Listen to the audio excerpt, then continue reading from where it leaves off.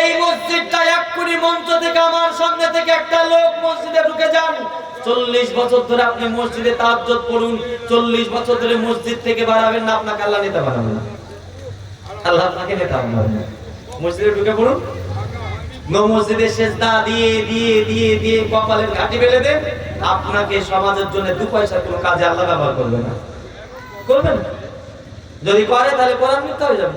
আপনারা দেখেছেন যে মসজিদে বসে থাকা লোকটা সমাজের বিচারপতি, মসজিদে একদম সকাল থেকে সন্ধ্যা পর্যন্ত কপালে টেকে টেকে সেজদা করতে করতে কপালটা ঘাটি ঘাটি ফেলে দিয়েছে, সেই লোকটা সমাজের মডেল হয়েছে। খুব কম, দূরবীন দিয়ে দেখতে হবে। কারণ আল্লাহ বলছেন আমি তাকে নেতা বানাবো যে সমাজের কাজ করবে। সমাজের কাজ করতে বলে এখানে বলা যায় যে মানুষের কাজ করবে, আমি তাকে আল্লাহ নেতা বানাবো। কোরআনের আয়াত আছে, আমার মাথা আসছে না, অনেক টেনশনে আছি, সেসব আবার মনে আসছে না। আল্লাহ নিজে বলছেন আমি তাকে নেতা বানাবো যে মানুষের কাজ করবে, আমি তাকে নেতা বানাবো যে তাহাজ্জুদ করবে। তা কিন্তু বলেন ও আপনি সকাল থেকে সন্ধ্যা পর্যন্ত মসজিদে সুবহানাল্লাহ সুবহানাল্লাহ আলহামদুলিল্লাহ করবেন, আর আপনি মনে করবেন সব দুনিয়া ঠিক হয়ে যাবে। তাহলে নবী রাসূল সাল্লাল্লাহু আলাইহি ওয়াসাল্লাম কে উহুদের প্রান্তরে গিয়ে মুখখানে কিল মেরে দাঁতটা ভেঙে দিত না, শুনেছেন? রাসূল সাল্লাল্লাহু আলাইহি ওয়াসাল্লাম কে এমন জোরে মুখে মেরেছে যে তার 2টা সামনে কার দাঁত ঝরে পড়ে গেছে, কত কষ্ট পেয়েছে। তাবুকের যুদ্ধ, উহুদের যুদ্ধ, খন্দকের যুদ্ধ, বদরের যুদ্ধ, এই সমস্ত যুদ্ধগুলো রাসূলকে করতে হতো না। একটু সামান্য একটু আল্লাহ রাসূলের একটা ইতিহাসের দিকে যাই, আবার আমি ইসরায়েল সম্পর্কে আরো পরিস্থিতি নিয়ে বলবো, এবং আমি এটাও বলবো, আমি আপনাদের এটা বলবো, আমি আমার অনেকগুলো তথ্য নিয়ে এসেছি যেগুলো দরকার। তার মধ্যে এটা নিয়ে এসেছি যে গোটা পশ্চিম বাংলায় কত হাজার মসজিদ ভাঙবে মমতা। আপনি বলবেন আমি আবারও চ্যালেঞ্জ করছি আপনাদের বিএলওকে, আপনাদের আমাদের সরকারকে, আমার এই রাজ্যে কতগুলো মসজিদ ভাঙবে তার লিস্ট তৈরি হচ্ছে। আমি একদম সরাসরি বলছি, সরাসরি একটা কথা বানোয়াটে আমি বলছি, তার লিস্টটা কেমন করে তৈরি হচ্ছে। আমি যদি আজ আল্লাহ যদি মানে হয়তো চলে যাবো, না আসছি আবার কদিন বাদে আশেপাশে, আপনাদেরকে ঢুকলেই কম্পিউটার, মানুষ তো এরকম তো মোবাইল রয়েছে, মোবাইল তো সব দেখতে হবে।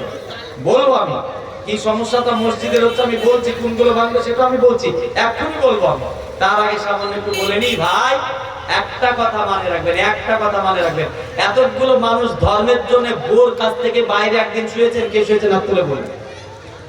ইসলামের জন্য বউ ছেড়ে দিয়ে রাত্রিবেলায় জঙ্গলে ঘুমিয়েছেন, মসজিদের জন্য বিছানা ত্যাগ করে মাঠে গিয়ে ঘুমিয়েছেন, আপনার কোরআনের জন্য একদিন বাড়ি ছেড়ে জামাই বাড়িতে ঘুমিয়েছেন। কি আছেন দেখান তো?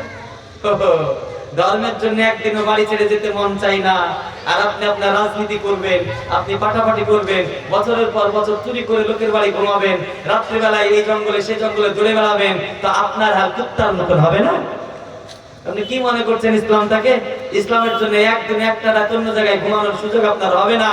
সামান্য একটু রাত্রি যে ওয়াজ শুনবেন বলে এই তো 6টা লোক, গ্রামের সব লোকগুলো আসেননি, এই মসজিদে দান করছেন, তো আপনার কি আমরা 1000, 2000, 500, 10, 50 দিচ্ছেন, এই দানে কি আল্লাহর দিন ধর্ম প্রতিষ্ঠিত হয়ে যাবে মনে করছেন?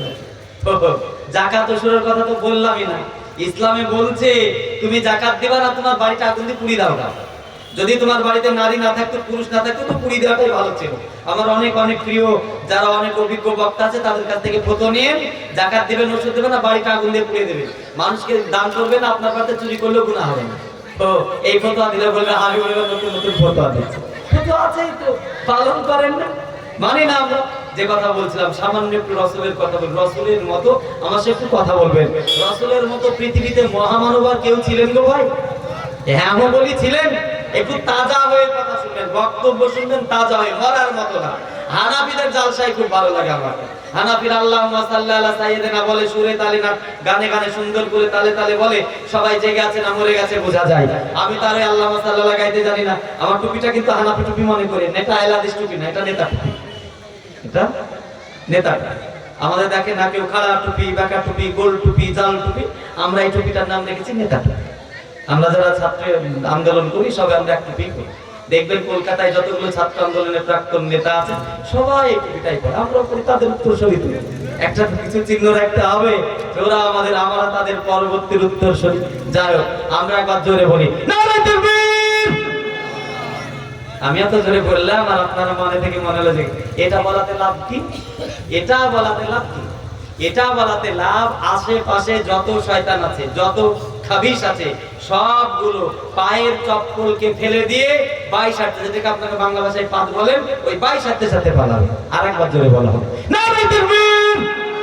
এটাই ধর্মীয় কথা। আমার বন্ধুরা, আমার ভাইরা, আমি আবারও বলছি, দিনের স্বার্থে ধর্মের স্বার্থে কষ্ট পাবেন না, সেটা কোনো ধর্ম না। নবীর চাইতে মহামানব আপনি নন।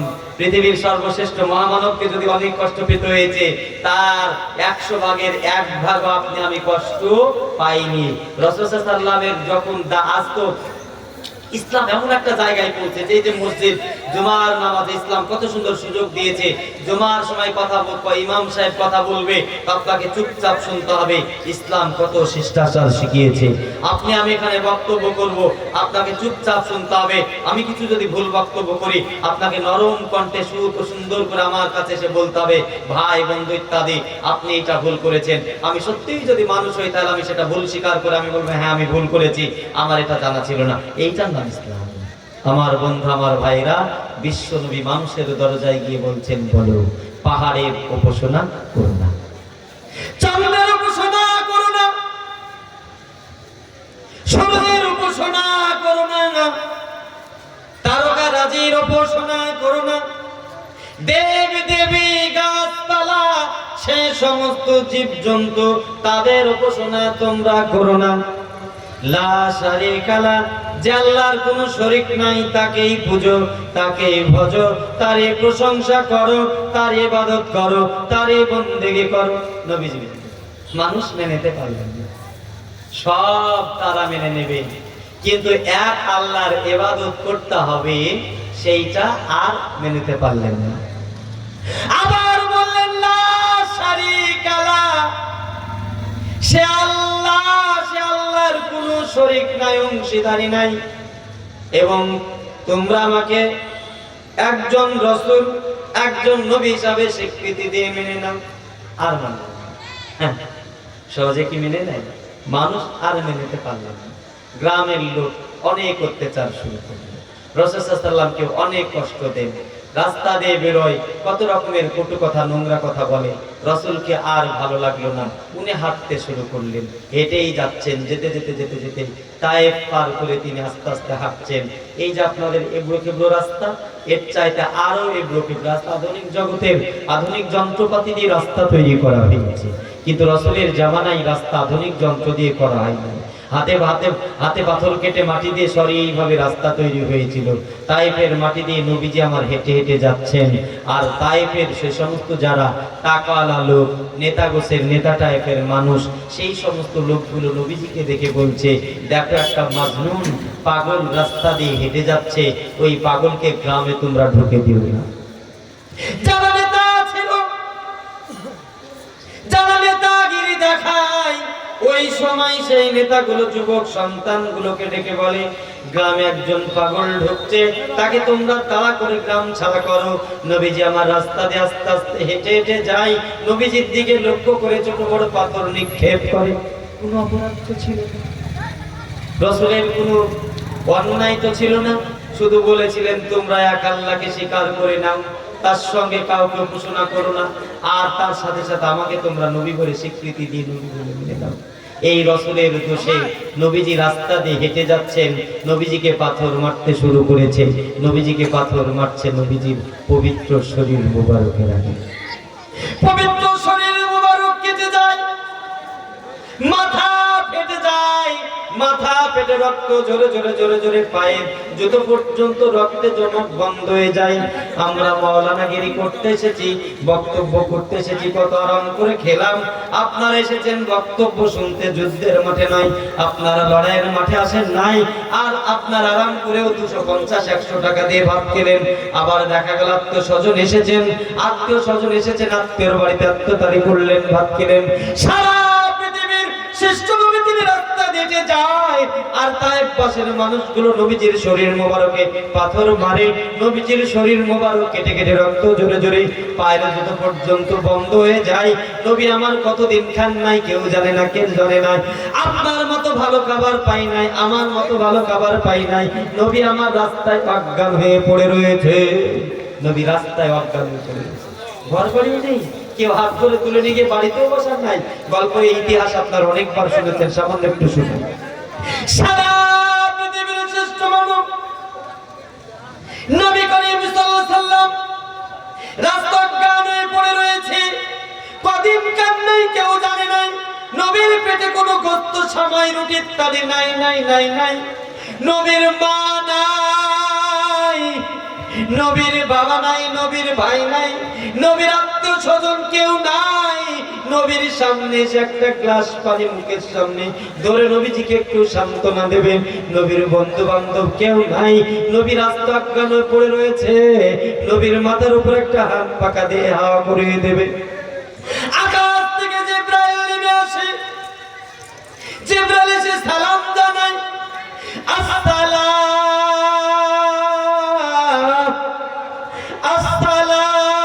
আসসালামু আলাইকুম ইয়া রাসূলুল্লাহ, ইয়া হাবিবাল্লাহ, ইয়া নবী আল্লাহ। আপনার এই দৃশ্য আমার দেখার মতো নয়, এত ভয়ঙ্কর দৃশ্য আমার সহ্য করার মতো নয়। ইয়া রাসূলুল্লাহ, ইয়া হাবিবাল্লাহ, ইয়া নবী আল্লাহ, একটাবার শুধু আপনি আমায় আদেশ দিন, ওই যে পাহাড়গুলো রয়েছে ওই পাহাড়গুলো সমস্ত হাতে করে তুলে নিয়ে ডানায় করে তুলে নিয়ে গিয়ে আমি সমস্ত তায়েফ পাশের বাড়ির উপরে চাপিয়ে দেব, ঘাড়ের উপরে চাপিয়ে দেব, মাথার উপরে চাপিয়ে দেব। তায়েফ পাশে নিশ্চিহ্ন হয়ে যাবে, তায়েফ পাশে একদম ধ্বংস হয়ে যাবে, শেষ হয়ে যাবে। নবী আমার বললেন, না না না না না, আমি রাহমাতুল লিল আলামিন, আমি পৃথিবীতে মানুষের কাছে এসেছি রহমত স্বরূপ। সেই হিসাবে জিবরাইল শোনো, আমি তোমাকে এই নিষ্ঠুর আদেশ করতে পারবো না। আমি সকাল বেলায় কার দরজায় যাব, কারকে গিয়ে আমি কালেমার দাওয়াত দেব গো জিবরাইল। এই নিষ্ঠুর আদেশ আমি রাহমাতুল লিল আলামিন তোমাকে আমি কখনোই দিতে পারবো না। তুমি ফিরে যাও জিবরাইল, তুমি ফিরে যাও, তুমি তোমার জায়গায় চলে যাও।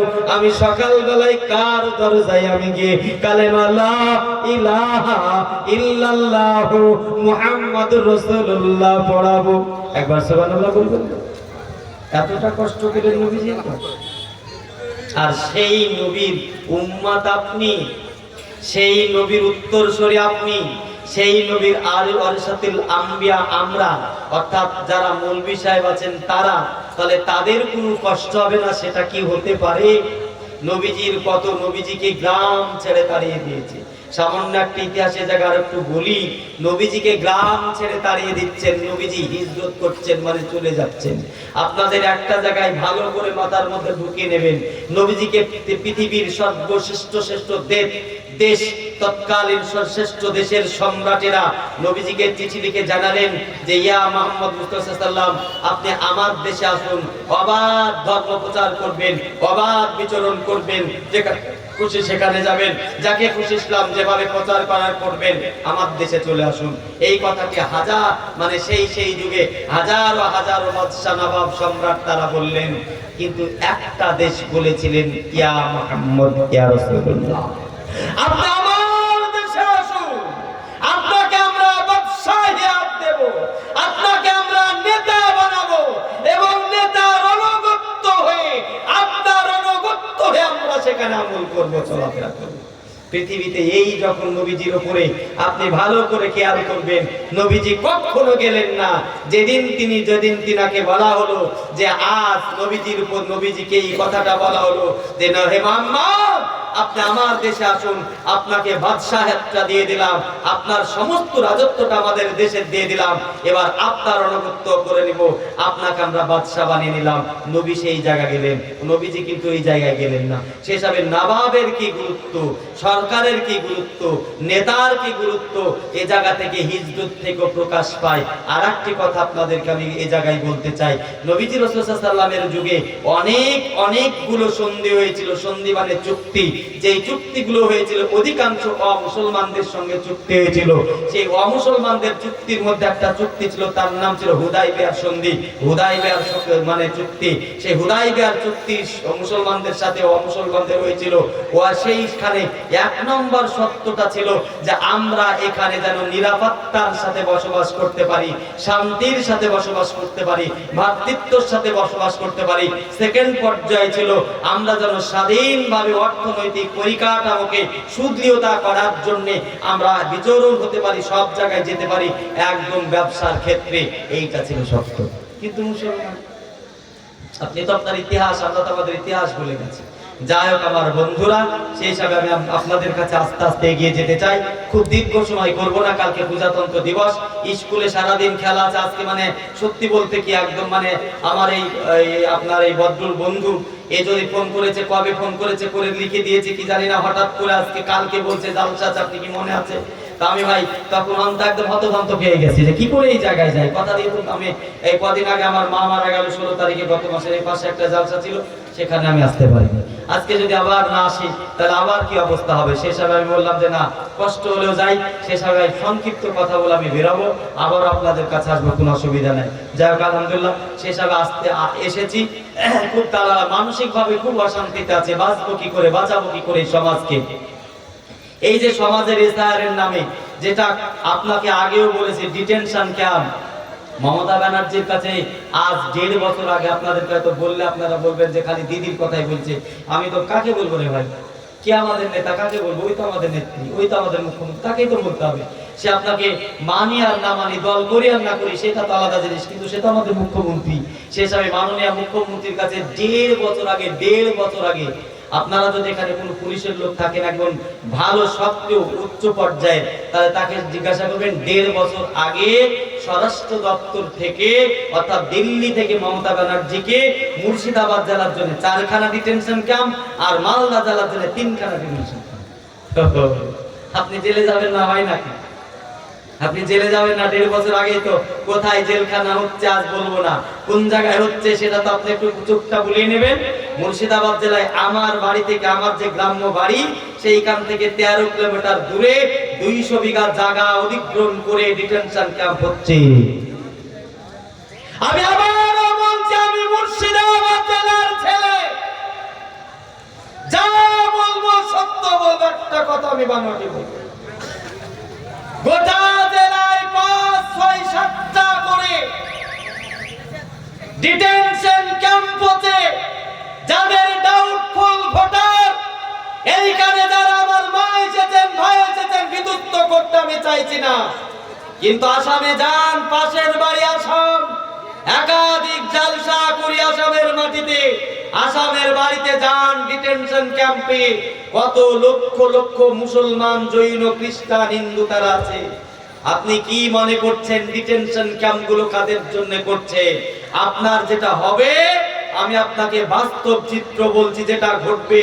কারণ আমরা যারা আমাদের দপ্তরে কাজ করি, আমাদের লেভেলের উচ্চ লেভেলে যারা আমাদের যারা মানে আমাদেরকে যারা বুদ্ধি বিবেচনা দেয়, অনেক বুদ্ধিজীবী রয়েছে, তাদের বক্তব্যটা সামান্য একটু শুনুন। আজকের এই ডিটেনশন, আজকের এই এসআইআর এর নামে ঢালাও ভাবে যে একটা নোটিশ আসছে, এইটা এনআরসি এসআইআর হওয়াতে কোনো অসুবিধা ছিল না তো? আপনার গ্রামের লোক এই গ্রাম থেকে সেই গ্রামে গেছে, চেঞ্জ করুন। আপনার বাড়ির মানুষ মারা গেছে, দীর্ঘদিন ধরে সে নাম কাটা হয়নি, তার নামটা বাদ দিয়ে দিক। এই জেলাতে ওই রাজ্য ভোট আছে, সেটা বাদ দিয়ে দিতে আমাদের কোনো আপত্তি নাই। যারা বাংলাদেশি থেকে ঘুষ পেটে এসেছে, চুরি করে এসেছে, জোর করে এসেছে, পাকিস্তান থেকে এসেছে, তাদেরকে বের করে দেখ, আমাদের কোনো আপত্তি নাই। কিন্তু এই ঘুষপেটিয়া ধারার নামে, হিন্দু ধারার নামে, বাংলাদেশি ধারার নামে, পাকিস্তানি ধারার নামে, রোহিঙ্গা ধারার নামে, রোহিঙ্গারা কোথা থেকে এলো? বর্মা থেকে এলো, আফগানিস্তান থেকে, অন্যান্য দেশ থেকে, যাকে রোহিঙ্গা মুসলমান কাদের বলছে আমরা, ওই যে বাংলাদেশ, বর্মা টর্মা থেকে, ওই দেশগুলা থেকে যারা এসেছে এখানে, তাদেরকে রোহিঙ্গা বলছে। ওই রোহিঙ্গা ধরার নামে মালদার যারা আদি মুসলমান, মুর্শিদাবাদ জেলার যারা আদি মুসলমান, তাদের কথা বলবে কে? তাদের কথা বলবে কে?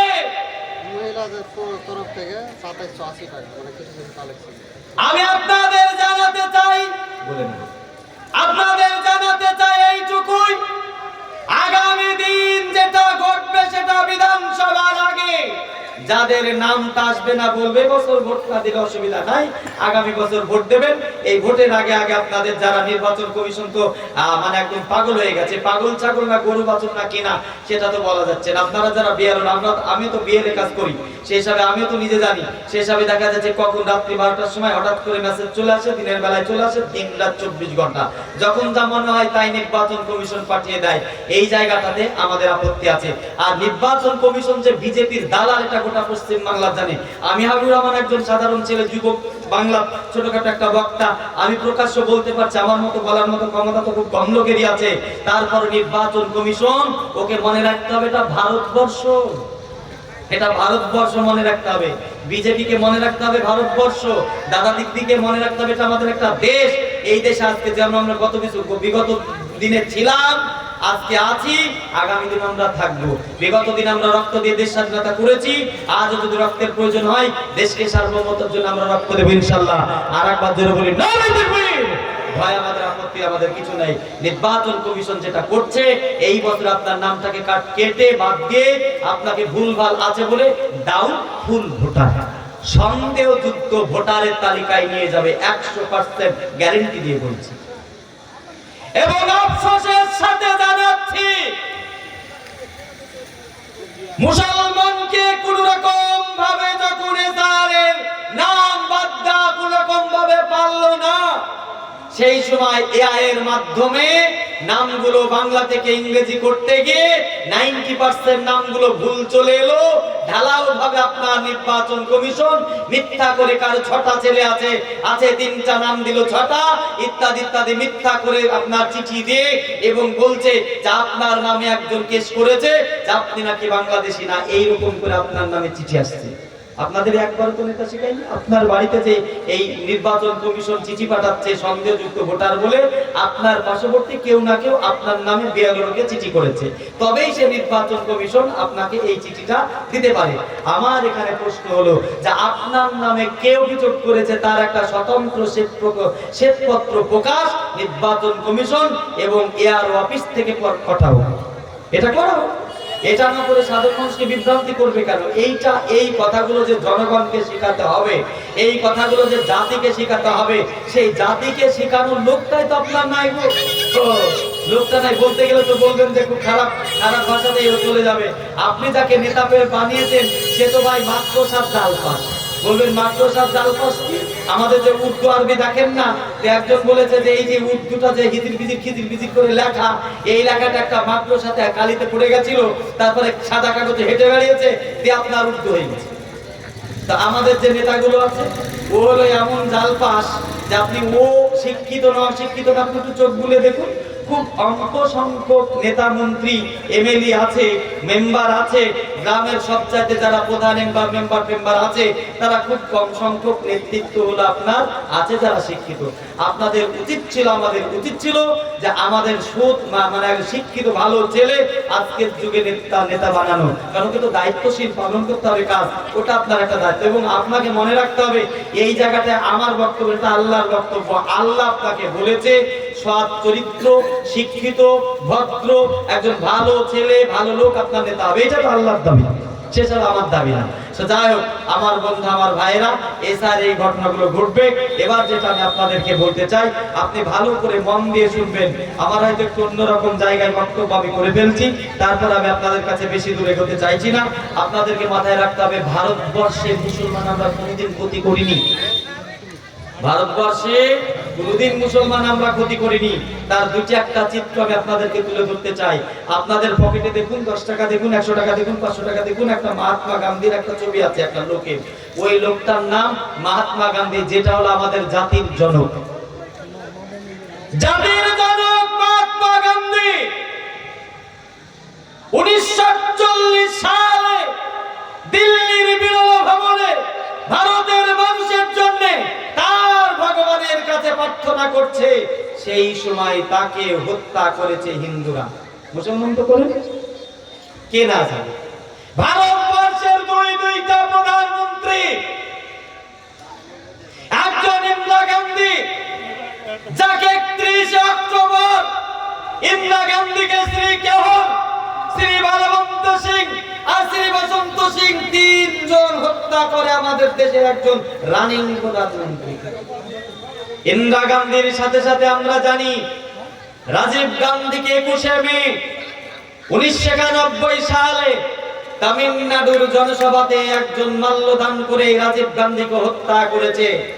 আমাদের দেশে যেটা সংবিধান রচনা করেছে ডক্টর আম্বেদকর, সেই ডক্টর আম্বেদকর যখন অসুস্থ হাসপাতালে ভর্তি আছে, ভারতের কট্টর হিন্দুত্ববাদ একটা শক্তি ডক্টর আম্বেদকরকে বিষ খাইয়ে হত্যা করেছে। মুসলমান তো আমরা করি না, মুসলমান। তার সাথে সাথে এগুলো আপনার জানার দরকার।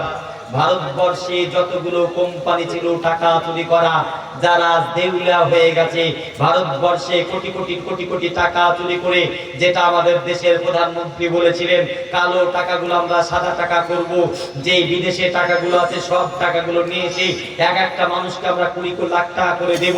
সেই কালো টাকা আর কালো টাকার ঘাটি চুরি করা যে কোম্পানিগুলো ছিল, যতগুলো সারদা নারদা হ্যানা হ্যানা যত কোম্পানি ছিল, ভারতের একটাও টাকা মারা কোম্পানি মুসলমান নাই। একটাও টাকা মারা কোম্পানি মুসলমান নাই। ভারতের বিদায় মালয়া, নীরব মোদী, নিশান মোদী, পুষ্প বসু, আরতি মালাকা, সাদে মালাকা, এরকম করে যতগুলো কোটি কোটি কোটি কোটি টাকা চোর ভারতবর্ষের টাকা মেরে চলে গেছে, এই বড় বড় সন্ত্রাসবাদী একটা মুসলমান না। আমি এই কথাগুলো যখন বলবো তখন আজ পুলিশের লোককে জানা উচিত ছিল যে আজ ভারতবর্ষের একটা জঙ্গিকে আপনারা এই টাকার জঙ্গিকে গ্রেফতার করে দেখান পারেন। ভারতবর্ষ আপনাদের আরো জানার দরকার। আপনারা জানেন 14ই ফেব্রুয়ারি 2019 সালে কাশ্মীরের পহেলগাঁও হামলা হয়েছিল। সেখানে কি হয়েছিল, 48 জন সেনাপ্রধানকে গাড়িতে যাচ্ছিল, তারা একই গাড়িতে 12 দিয়ে 48 জনকে হত্যা করেছিল। নাম হয়েছিল পাকিস্তানের অনেকগুলো এলাকার মুসলমানকে গ্রেফতার করেছিল। ভালো করে শুনুন, আজ থেকে 5 বছর আগে 48 জন সেনাপ্রধানের যদি মৃত্যু হয়েছিল, 300 কেজি ছিল বিস্ফোরক আর 80 কেজি ছিল ড্রাগস। ওই 300 জনের মধ্যে যারা হামলাকারী ছিল, একজনের নাম আজ তাদের নাম প্রকাশ হয়েছে, একজনের নাম অঙ্কিত গ্রগ, আরেকজনের নাম আদিল জৈন, আরেকজনের নাম হলো অরুণ মারওয়া। এই 3 জন হামলা করে 48 জন আমাদের দেশের সেনাপ্রধানকে হত্যা করেছিল। সেই 3 জনই ছিল অমুসলমান।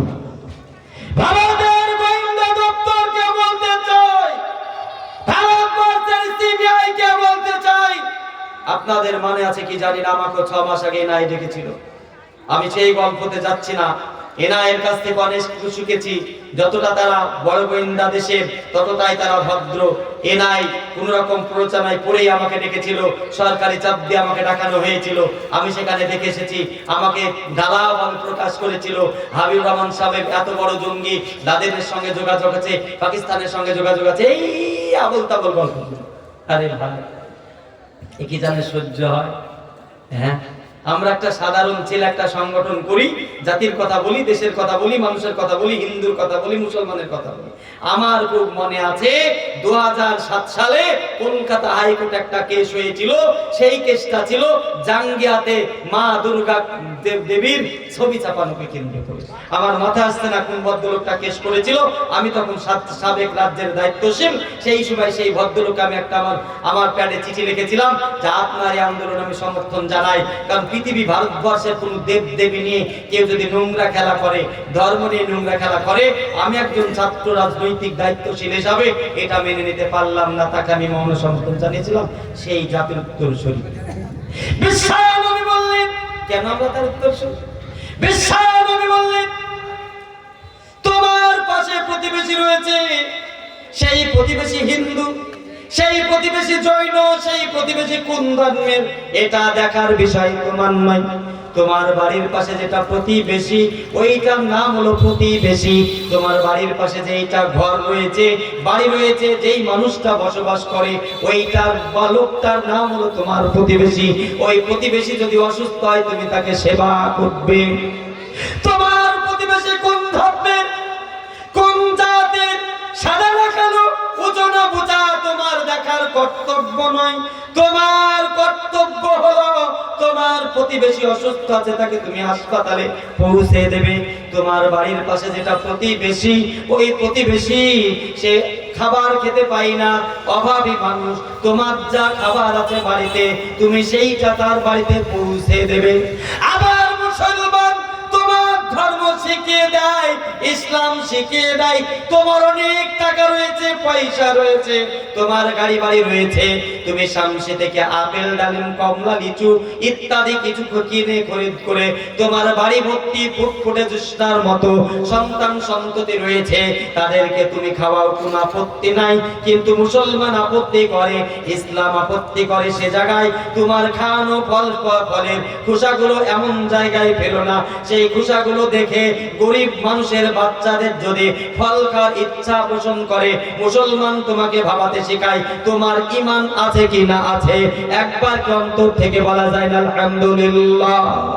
আবার মুসলমান তুমি রাস্তা দিয়ে হেঁটে যাচ্ছ, শামসে যাচ্ছ, মালদায় যাচ্ছ, তোমার কর্তব্য কোনো মানুষ অবস্থায় অসহায় হয়ে পড়েছে, তুমি তাকে সহায়তা প্রদান করবে। সে অসুস্থ হয়ে গেলে তুমি তাকে হাসপাতালে পৌঁছে দেবে। এইটার নাম তোমার ধর্ম ইসলাম, এইটার নাম তোমার ধর্ম ইসলাম। আমার বন্ধু, আমার ভাইরা আমার, সেসব ইসলাম তোমাকে এমনটাই শিখিয়েছে, আমাদের শিখিয়েছে। সেসবে আজ মুসলমানেরা কখনো কোনো মতে কোনো ভাষাতেই বলে না যে আজকে ইসলাম ওই মুসলমানদের দোকানে খেও না, এটা হারাম সেটা হারাম, সেটা বলে না। আপনারা কদিন থেকে বিগত বছর আপনাদেরকে এসে আমি বলেছিলাম যে আপনারা এই যে জায়গাতে আমি গত বছর এসে বলেছিলাম, এই যে পবিত্র কোরআন শরীফ দেখছেন, এই পবিত্র কোরআন শরীফের আপনার 24টা আয়াতকে সুপ্রিম কোর্ট করেছিল, তার একটা রায় হয়েছে, সেটা আমি গত বছর বলেছিলাম। এবার আমি সংক্ষিপ্তভাবে বলি আমাদের এই হরিণঘাটার অসীম বাবুর কথা। অসীম বাবুটা কে রে ভাই, যে কোরআন শরীফের বিরুদ্ধে একদম কিভাবে কি বলছে জানেন? বলছে এই কোরআনকে মুখটাকে চ্যাক দিয়ে মুখটা তেমনি হিজড়ের মতো দেখতে, দাড়ি টাড়ি নাই। সেই হিসাবে এটা আমি খারাপ বলছি না, সেটা তো সব মানুষই বলে, তাই একটু বলে ফেললাম। তো সেই অসীম সরকার ও হলো একজন বাংলাদেশি মালা, 2011 সালে এলো, বাংলাদেশ থেকে চুরি করে পালিয়ে এলো। আমি আবারও বলছি এখানকার পুলিশ প্রশাসনকে, এখানকার আমরা মুসলমান বলে আমাদের এসআইআর নামে হয়রানি করছো। মুসলমান যেদিন জেগে যাবে আর রাস্তায় নেমে নির্বাচন কমিশন যখন ভোট করবে, তোমার চামড়া কিন্তু ছিলিয়ে নিতে কি মনে করছো? মুসলমান এখনো জাগেনি। মুসলমান মারতেও জানে, মুসলমান মরতেও জানে, মুসলমান রক্ত নিতেও জানে, মুসলমান রক্ত দিতেও জানে, মুসলমান রক্ত দেশের জন্য মানুষকে মারতেও জানে, দেশের জন্য নিজের জীবন দিতেও জানে। এটাই তো মুসলমান। কি মনে করছেন আপনি? ভাই আমার, বন্ধুরা আমার, অসীম সরকার এই কোরআনকে বলছে, কি বলছে জানেন? ও যেহেতু একজন সংসদ, ও লিখিত ভাবে অভিযোগ করছে পার্লামেন্টের অধ্যক্ষ, সেখানে বলছে এই কোরআনের মধ্যে ভেজাল আছে। নাউজুবিল্লাহ বলবেন না? সেই ভেজালকে দূরীভূত করার জন্য তেলকে যেমন রিফাইন করে বের করতে হয়, এই কোরআনকে রিফাইন করতে হবে। আর তা না হলে ভারতবর্ষের রাজ্যসভায় অর্থাৎ লোকসভা এবং রাজ্যসভায় আইন করতে হবে। লোকসভায় সব জায়গায় চিঠি করছে অসীম বাবু যে আইন করতে হবে, কোরআনকে ছাপানো পড়ানো সব বন্ধ করতে হবে। অসীম সরকারকে তীব্র ভাষায় বলতে চায়, এইটা তোমার বাপের দেশ নয়, এইটা ভারতবর্ষে হিন্দু মুসলমান খ্রিস্টান জৈন সবার দেশ। তুমি বাংলাদেশ থেকে চুরি করে পালিয়ে এসে বিজেপি তোমাকে এমএলএ বানিয়েছে, অথচ তুমি আজ এই দেশের শান্তিকে বিঘ্ন করছো। তার জন্য পশ্চিম বাংলার মাটিতে ১৫০০ কেস হয়েছে। নির্লজ্জ বেহায়া মুখ্যমন্ত্রীর পুলিশ এবং মুখ্যমন্ত্রী রাজীব সরকার যিনি আছেন আমাদের কলকাতার, যিনি আজকে পুলিশ কমিশনার, তারও হিম্মত হয়নি, এই নির্লজ্জদের এক চুল পরিমাণ ক্ষমতা হয়নি যে আজ এই লোকটা কোরআন বিরোধী করে ১৫০০-এরও বেশি কেস হয়েছে তাকে গ্রেফতার করতে। অথচ মুসলমান শুনুন, মুর্শিদাবাদ জেলার 11 মাস আগে, আর কটা দিন হলে 1 বছর হবে, 11 মাস আগে 650 মানুষ ওয়াকাফ আন্দোলনে গ্রেফতার হয়েছে, আজও তাদের ছাড়েনি, আজও তারা জেলে আছে। না ঈসা খান, না মমতা খান, না আপনার সেখানকার আপনার ওই যতগুলো আপনার টিএমসির এমএলএ মন্ত্রী রয়েছে, একটাবারও তাদের জামিনের জন্য কথা বলেনি।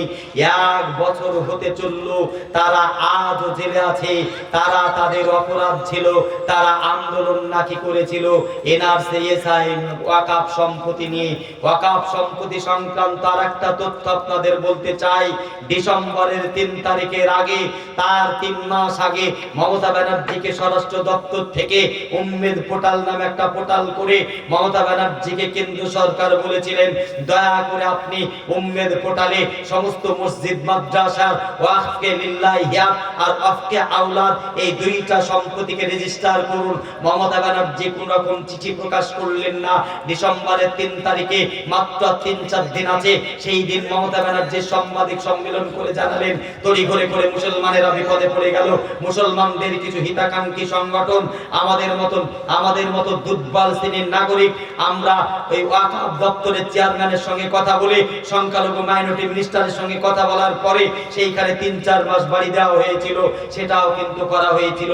সেই ওয়াকফ সম্পত্তিগুলো এইটা হবার পরে যেহেতু কথা প্রসঙ্গে চলে এলো, আমি যেই ব্লকে বাস করি, আপনার ব্লকের তথ্যটা আমার নেওয়া হয়নি, কারণ আমার যা কম্পিউটার জ্ঞানটা ছিল উত্তম পেশায় ব্যস্ত আছে বলেই তাকে আমি ব্যস্ত করতে চেষ্টা করিনি। আমার ব্লকে, আমার বিধানসভাতে 530টা মসজিদ গেছে খাসের তালিকায়। আমি বাংলায় বলছি, বাংলায় যারা গভীর রাত্রিতে আমার বক্তব্য শুনছেন, এতগুলো মানুষ যারা শুনছেন, শুনুন, আপনার ব্লকে কম করে হলো 600-র কাছাকাছি মসজিদ 1 নম্বর খতিয়ানে নিয়ে গিয়েছে। এই 1 নম্বর খতিয়ানে নিয়ে যাওয়ার জন্য আমি একাধিক থানাতে বসেছি, বিএলওর সঙ্গে বসেছি।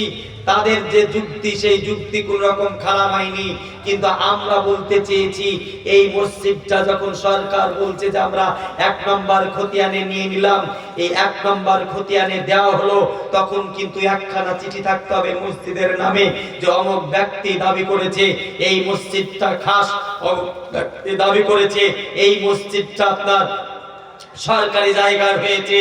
আজ সেটা না করে আমাদের যে বড় মসজিদ, 1 বিঘা সম্পত্তির উপরে মসজিদ, আজ সেই মসজিদের 14 শতক জায়গাকে খাস করে দিয়েছে, তারপরে আর একটি জায়গার মসজিদ, এরকম করে করে যদি আমি বলতে শুরু করি, আমার বিধানসভাতে 400-530টা মসজিদকে খাস করে দিয়েছে, যেটা অন্যায় করেছে।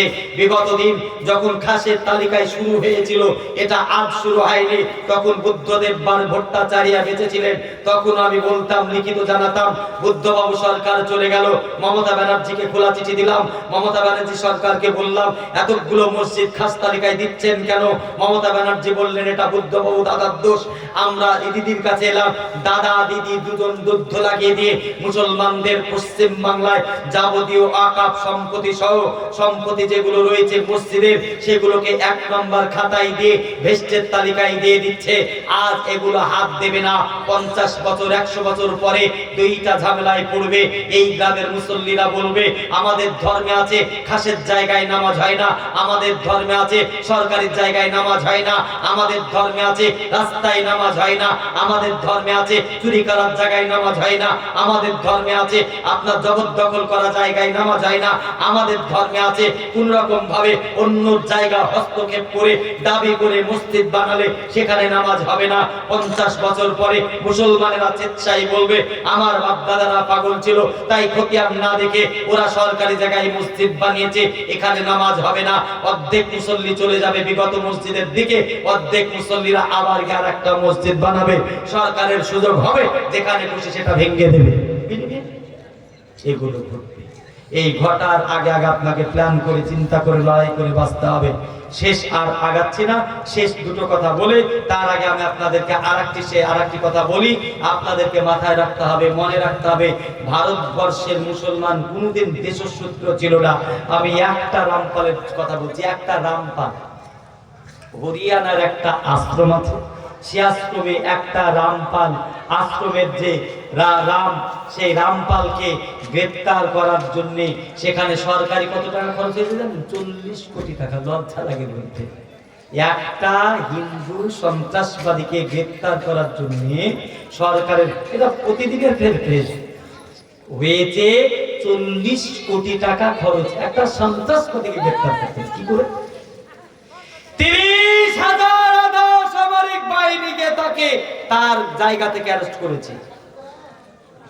30,000 আধা সামরিক বাহিনী রামপালকে গ্রেপ্তার করতে প্রায় 300 পুলিশকে খাম হতে হয়েছে, বেশ কিছুদিনকে শহীদ হতে হয়েছে, অনেকগুলোকে হাসপাতালে ভর্তি হতে হয়েছে, 40 কোটি টাকা খরচ হয়েছে, 4,500-5,000 গাড়িকে আগুন দিয়ে পুড়িয়ে দিয়েছে একটা সন্ত্রাসবাদীকে গ্রেপ্তার করতে গিয়ে। আমি দেশের গোয়েন্দা সংস্থাকে বলতে চাই, আমি হাবিবুর রহমান বলছি, সাধারণ একজন নওজোয়ান, আমরা দেশের স্বার্থে বলছি, জাতির স্বার্থে বলছি, আমাদের কোনো মসজিদ, আমাদের কোনো মাদ্রাসা, আমাদের কোনো ফার্ম, আমাদের কোনো সংগঠন যদি সন্ত্রাসবাদী কাজ করে, দেশদ্রোহিতামূলক কোনো কাজ করে, তাকে গ্রেপ্তার করতে আপনার 2 টাকাও খরচ হবে না। আজ এতগুলো ক্ষতি করার পরেও মুসলমান সমাজ, আজ আপনি এত কিছু করার পরেও আজকে আপনি কোনোরকম ভাবে আপনি আপনার জগতে নান, আপনি আপনার কাজে নাই। যেহেতু আমি মসজিদ প্রসঙ্গে গত বছর বলেছিলাম, আজ মসজিদ প্রসঙ্গে বলবো না, শেষ একটা চিত্র তথ্য বলেই আমি শেষ একটা চিত্র তথ্য বলেই, দুটো চিত্র তথ্য বলবো। একটা চিত্র তথ্য বলবো যে জাহান্নাম আছে কিনা ছবি সহ বলবো। আপনারা মনে করবেন না যে আমি এমনি ফালতু ফালতু কথা বলে দিবে, আপনাকে মাথায় রাখতে হবে। কি মাথায় রাখতে হবে? আপনি আমি তো আর বিশ্বাসই করি না। এখন তো সব উন্মুক্ত মন, উন্মুক্ত প্রাণ, মানুষ ভুলেই গেছে জান্নাত জাহান্নাম আছে কিনা। কিছু কিছু মানুষ তো বলছে যে আপনার এই মানুষ এমনি এমনি হয়ে গেছে, অথচ কোরআন ডায়রনের যে সূত্র সে তাই বলেছে, যা কই দিক যাচ্ছে না আবার আলাদা হয়ে যাবে। তো আজ মুসলমান আপনাকে ভালো করে মনে রাখতে হবে, পৃথিবীর বৈজ্ঞানিক তারা জাহান্নামকে স্বীকৃতি দিয়েছে। আলহামদুলিল্লাহ বলবেন না? জোরে বলবেন না আলহামদুলিল্লাহ? জাহান্নাম আছে ছবি সহ বলার আগে জাহান্নাম নিঃশ্বাস কেমন করে নেয় সেটাও আছে, সেই তথ্যটা বলার আগে শুধু আমি আপনাদের কাছে 5টা মিনিট, বেশি সময় না, সেটা আমি বলবো। আর মুস্কানের পরে অনেকগুলো মুস্কান, যেটা নারায়ে তাকবীর আল্লাহু আকবার বলার পরে আমি শুধু একটা ভদ্র মহিলা বলবো, মুস্কানকে একটা সিনেমা হয়েছে, সেই সিনেমার নায়িকা ইসলাম গ্রহণ করেছে, সে মুসলমান, তার ছবিটার ইসলাম গ্রহণের কথাটা বলে আমি আমার বক্তব্য শেষ করব। আমি শুধু আপনাদের কাছে শেষের বেলাতে আমি আমার এই চাদরখানা আগিয়ে দিলাম। আপনারা যারা এখানে বসে আছেন, আপনারা চট করে 10 টাকা, 20 টাকা, 100, 500 যা যেমন আছে আপনারা হাতে দিয়ে টুক করে গিয়ে বসে পড়ুন। আমি এই দুটো তথ্য দিয়ে বিদায় নিয়ে নেব। মা, আপনারা হয়তো আমি আমার ভাষাতে বা বলাতে অনেকগুলো হয়তো আপনাদের কাছে জড়তা মনে হয়েছে, কিছু মনে করবেন না। আমি শুধু এই 2টা তথ্য দেব যে জাহান্নাম আছে কেমন দেখতে, কি বলছে ইসলাম, আর আধুনিক বিজ্ঞানীরা কি বলছে সেটা বলবো। আর ওই মুস্কান আজ থেকে 5-7 বছর আগে যেইটা ঘটেছিল, আপনার এক কলেজের ছাত্ররা দেখেছেন, আর সেটাকে নিয়ে সারা পৃথিবী হয়ে হুল্লোড় হলো। ওই মেয়েটাকে নায়িকা, মানে ওই মেয়েটার চরিত্রটাকে নিয়ে অনেকগুলো সিনেমা হয়েছে, তার মধ্যে শ্রেষ্ঠ সিনেমার নায়িকা তিনি ইসলাম গ্রহণ করেছে, তার কথাটা পেপারে বেরিয়েছে, সেটা আমি আপনাদের বলবো। আর একবার জোরে বলি নারায়ে তাকবীর। এই দেখেন একজন ছোট ভাইয়ের হাত দিয়ে এই কটা টাকা দিয়েছে, 200 টাকা দিয়েছে। আমি টাকাগুলো গুছায় রাখছি, আমার কাছে রাখছি, আপনারা কেউ দেরি করবেন না। হ্যাঁ, একজন ভাই আমার, আর একজন ভাই দিয়েছে রকিবুল বিএসএফ ভাই, সে 10 বস্তা সিমেন্ট দিয়েছে।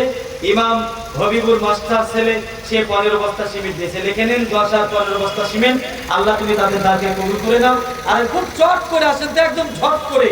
কবি বলছে খাটে পাতে কারতে সিটি বাজাতে, একদম চট করে এসে বলে আমি চট করে বেরিয়ে যাব। আপনারা দেরি করবেন না, চলেও যাবেন, আমি দোয়া করে যাব। আমি হাত তুলে দোয়া করব, মুসাফির, মাজলুম, নাটিকা মানুষ আমি, সেসবে হাত তুলে দোয়া করব, সেই দোয়ায় শরীক হয়ে যাবেন। শরীক কেমন করে হবেন? হাত তুলবেন না, আমি হাত তুলবো, আপনি হাত তুলবেন না, আমিন আমিন করবেন, এখানে কোনো মতদ্বন্দ্ব নাই। মুসাফির হাত তুলে দোয়া করতে পারে, মানুষ অভাব অবটন আছে, আমাদের অনেক সমস্যা আছে, সেই সমস্যা নিয়ে পরওয়ারদিগার কাছে ফরিয়াদ করব, আপনি বিনা হাত তুলে আমিন করবেন, সেই দোয়ায় শরীক হয়ে যাবেন ইনশাআল্লাহ। ভাই যুবক একটু বসে যান, নাহলে 10টা করে টাকা টাকা 20টা করে টাকা আপনারা দিয়ে যাবেন। কবি বলছে খাটে পাটে करती सिटी बजाते खटपट करती सिटी बजाते खटपट करती सिटी बजाते आखिरत की गाड़ी आती है उठा मुसाफिर बादल का ठोरी दूर का मंजिल जाना है बिस्मिल्लाह का इंजिल है जी बिस्मिल्लाह का इंजिल है जी अलहमदु करीम चढ़ने वाला चढ़ल बाबूजी और न हो जाएगा फिर चढ़ने वाला चढ़ल बाबूजी और न हो जाएगा फिर जो ना चढ़ेगा यो ना जाएगा जो ना चढ़ेगा यो ना जाएगा अपना ही मंजिल खटपट करती सिटी ही बजाती आखिरत की गाड़ी आती है उठा मुसाफिर बादल का ठोरी दूर का मंजिल जाना है नारे तकबीर भाई देरी করবেন না খুব চট করে 10 20 পাস যা দেবেন এই মসজিদের স্বার্থে দেবেন আমার স্বার্থে না আপনার স্বার্থে জড়িত আছে আপনার স্বার্থ জড়িত আছে বলেই আজকে আপনারা আসতে পেরেছি কি মনে করছেন আপনার এই 10 টাকা দানে আল্লাহর কি হবে আল্লাহর কাছে গিয়ে বলবেন এই 10 টাকা 20 টাকা 50 টাকা মসজিদে দিয়েছিলাম আল্লাহ যদি ক্ষমা করে দেয় আপনি জান্নাত যাবেন আপনার অনেকগুলো পাপ বচন হয়ে যাবে আবার কবি বলছেন ए जहाँ आए ब्रादर नमनंद कस्तो दिले अंदर जहाँ पे बंदो कस्तो मागुन ताके बंगल के दुनिया है पुस्तो काबशियर कस्तो तो बरोवड्डा कुस्तो जो आए मेरा पता न कोन जाने पाको से बाता का मानदान से बनुए खाको कस्तो मोरे जिरे जमने दफन कर दा आम का दस्तिश बरुए जमने निस्ताना मानंद आफिरे लशारा के सुबुतम जिरे का कस्तोना बाकत के कस्तस्तिष्णा मानंद কবি বলছেন সারা ফার্সিতে বললাম কবি বলছেন সারা পৃথিবীতে অনেকগুলো বাদশা এসেছিলেন মানুষ এসেছিলেন তারা কিন্তু সবাই মারা গিয়েছে বাস্তবরে জিরে যেমনে দাফন কাটদাম ওদেরকে কবরস্থ করা হয়েছে ওদের হাড় উঠে মাটিতে চূর্ণ বিচূর্ণ করে খেয়ে ফেলেছে ওই সমস্ত মানুষগুলোকে একবার চিন্তা করুন শীতের রাত্রিতে কবরে মা শুয়ে আছে শীতের রাত্রিতে আব্বুজান কবরে শুয়ে আছে প্রাণপ্রিয় কলেজের টুকরো নয়নের মালিক শীতের রাত্রিতে শুয়ে আছে শীত কেটে যাবে উপর থেকে বর্ষার সময় ঝরঝর করে কবরটা প্লাবিত হয়ে যাবে বর্ষা চেয়ে যাবে চৈত্র মাস ফাল্গুন মাসের গরম হবে সেই সময় ফ্যান থাকবে না পাখা থাকবে না সামান্য একটু কবরের মাটি ডান দিকে যাবেন ডান সাইডটা বেঁধে যাবে বাম দিকে যাবেন বাম সাইডটা বেঁধে যাবে পায়ের দিকে যাবেন পাটা বেঁধে যাবে মাথার দিকে আগাবেন মাথাটা বেঁধে যাবে কবরটা ধরে গেছে মনে করে খাড়া হবেন দাঁড়াবেন আপনার মাথা বেঁধে যাবে ওই কবরের কথা স্মরণ করে একটা আবার 10টা 20টা একটা 500 যেমন পারেন দেবেন দিয়ে শেষ করে দেবো বন্ধু আমার ভাইরা আমার শেষ পর্যায়ে পৌঁছে গেছে শেষ হবে এই মুস্কানের ঘটনাটা কেন্দ্র করে চেলিকের তথ্যটা আমি বলি জার্মানের অভিনেত্রী এখানে রেখেছে এই চেলি ভদ্র মহিলাকে ওই মুস্কানের নেতৃত্বে পাঠ দেওয়া হলো যে মুসলিম মহিলারা ছাত্রদের হবে ওকে হিজাব পরে চলাফেরা করতে হবে আমি খুব সংক্ষিপ্ত করে বলি হিজাব তুমি পরবে অভিনয় করছো ওকে হিজাব পরে দেওয়া হলো বললো মুসলমান মহিলারা যখন মানে রাস্তা দিয়ে বেরোয় হাতটা ঢেকে নেয় পাটা ঢেকে নেয় মাথায় কাপড় দেয় মুখটা খুলে রাখে এইটা হলো মুসলমানদের আদর্শ আবার চেলিককে বলছে প্রযোজক চেলিক তুমি শোনো তোমাকে মুসলিম অভিনেত্রী তোমাকে একজন মুসলিম ছাত্রীর একজন অভিনয় দেওয়া হয়েছে সেই হিসাবে তুমি রাস্তা দিয়ে বেরোবে বখাটে ছেলে তোমাকে উত্তপ্ত করবে তখন তাকে নরম কণ্ঠে বলবে ভাই বন্ধু বা ইত্যাদি তোমার কি বাড়িতে কোনো মা বোন ভাই নাই যে তুমি কেন আমার সঙ্গে এমন ব্যবহারটা করো মুসলমান মহিলার চরিত্র হবে এমন বখাটে ছেলে উত্তপ্ত করলে নরম স্বরে কথা বলে তাকে সান্ত্বনা দেবে তো হাদিস কোরআন দিয়ে আবার চেলিককে বলছে চেলিক শোনো মুসলমানদের ধর্মে রয়েছে মুসলমান অভিনেত্রী ব্যক্তি হিসাবে তাকে শিখাচ্ছে মুসলমান ধর্মে আছে মুসলমান নারীর চরিত্র হলো এরা কখনো মাতলামি করবে না, এরা কখনো ব্যারের ক্যাম্পে যাবে না, এরা কখনো ড্যান্সের ক্যাম্পে যাবে না, এরা কখনো মদ খেয়ে মাতলামি করবে না। ওদেরকে মদ থেকে দূরে থাকতে হবে, মাতলামি থেকে দূরে থাকতে হবে। আবার বলছে তোমাকে পর্দা হয়েছে মুসলমান নারীর, সেসবে মুসলমান নারী যখন রাস্তা দিয়ে বেরোবে, রাস্তা দিয়ে বাপের বাড়ি যাবে, রাস্তা দিয়ে হাটে বাজারে ইত্যাদি যে জায়গায় তার প্রয়োজন রয়েছে সে পর্দার সাথে সে পালন করবে।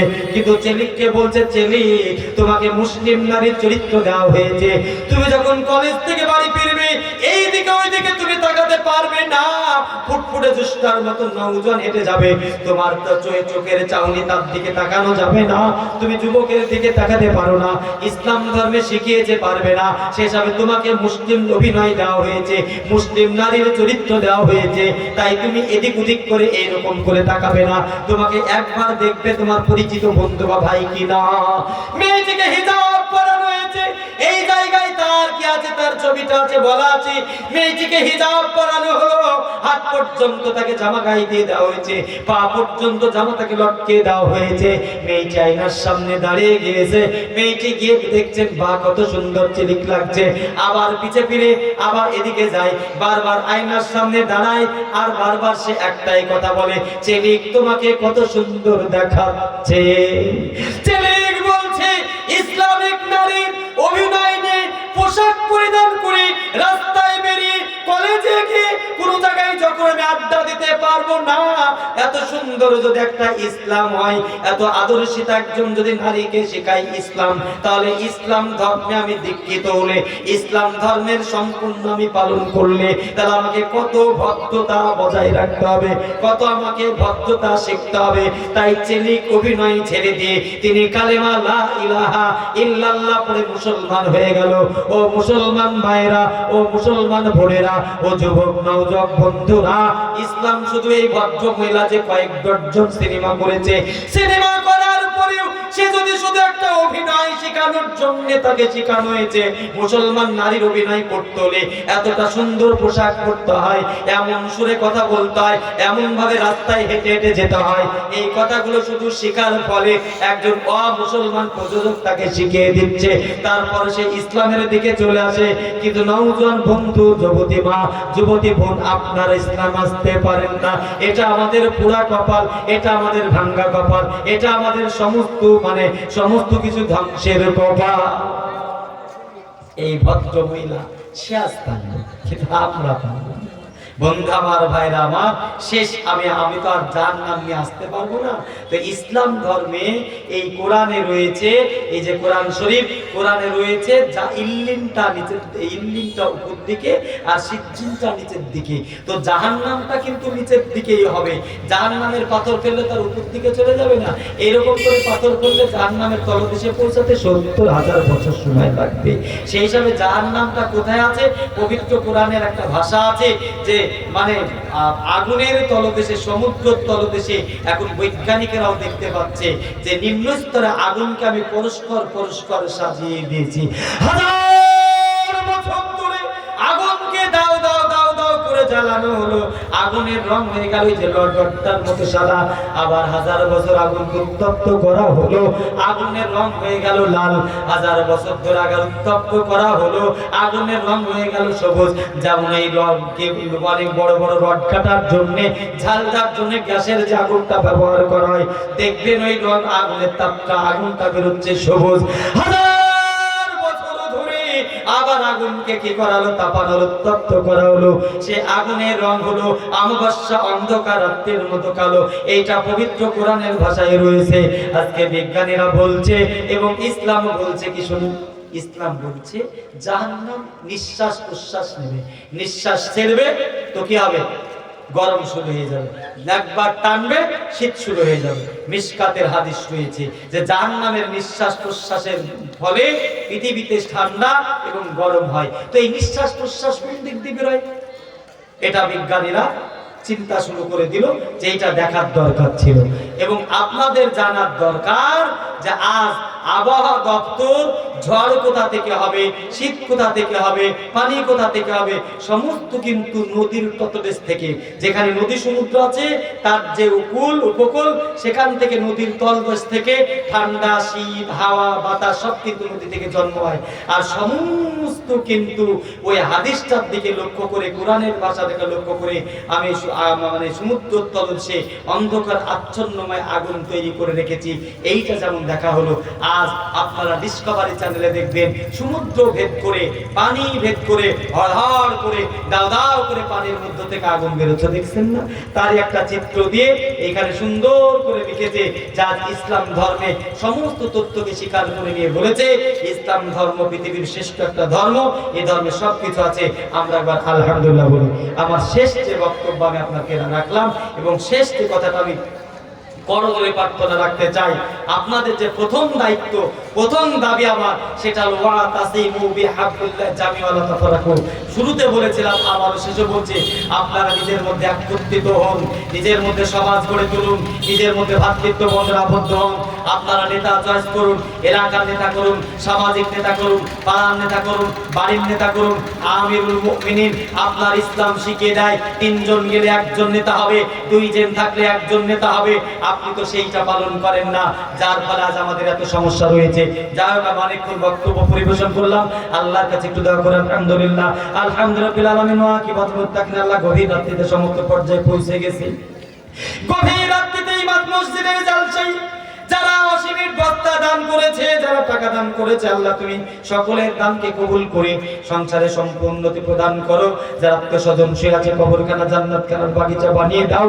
যারা জালসার কমিটি রয়েছে, মসজিদের কমিটি রয়েছে, যারা মঞ্চে উপস্থিত আছে, যারা সামনে আছে, যারা চলে গেছে, আল্লাহ তুমি সকলকে হেফাজত করে হেদায়েত দান করো। আয় আল্লাহ, বিশেষ করে তোমার কাছে প্রার্থনা করি, আমরা বড় অসহায়, আমরা বড় দুর্বল। তুমি আল্লাহ আমাদের প্রতি রহমত বর্ষণ করো। আল্লাহ তুমি আমাদের প্রতি সহায়তা প্রদান করো। আল্লাহ তুমি আমাদেরকে ধ্বংস করে দিও না। আল্লাহ বাইনা কুলুবিহিম ওয়াসলাজাতা বাইনহিম ফানসুরনাহুম আলা দুবিকাদুবিহিম। আল্লাহ ওয়া খালিফ বাইনা কালিমাতিহিম ওয়া জালজিল আকদামুহুম। আল্লাহ গভীর রাত্রিতে তোমার কাছে প্রার্থনা করি, এই রাত্রিতে আল্লাহ যারা আছে এখানে এবং যারা ভাই যেখানে আছে কেন, সকলের প্রতি রহমত বর্ষণ করো। মসজিদ ওয়ালাদের প্রতি রহমত বর্ষণ করো, কমিটির উপরে রহমত বর্ষণ করো। বিশেষ করে আমার বন্ধু বান্ধবরা তাকে তুমি আল্লাহ ভালো রেখো, সুখে রেখো। আল্লাহ আমি আমার অন্তর থেকে প্রার্থনা করি, আমি অন্তর থেকে দোয়া করি। লং লাগিয়ে দোয়া করতে জানি না, তা আমরা পশ্চিম বাংলার মুসলমান বড় চাই, তুমি একজন নেতা আমাদের কাছে পাঠিয়ে দাও যে দেশ ও জাতীয় সমাজের কাজ করবে। আল্লাহ আফগানিস্তান, পাকিস্তান, বাংলাদেশ, আজ পৃথিবীর সমস্ত জায়গার মুসলমানেরা মার খাচ্ছে। আল্লাহ তুমি তাদের ইসলামের জন্য কবুল করো, ধর্মের জন্য কবুল করো, জাতির জন্য কবুল করো। আল্লাহ সাল্লাল্লাহু মুহাম্মদ আলা মুহাম্মদ কামা সাল্লাল্লাহু আলা ইব্রাহিম ওয়া আলা ইব্রাহিম মাজিদ সুবহানাল্লাহি ওয়া বিহামদিহি বিরহমাতিকা আমিন সুম্মা আমিন। ভাই বিদায় নিচ্ছি, আপনারা ভালো থাকবেন, সুখে থাকবেন, আমার জন্য দোয়া করবেন। আসসালামু আলাইকুম ওয়া রাহমাতুল্লাহ।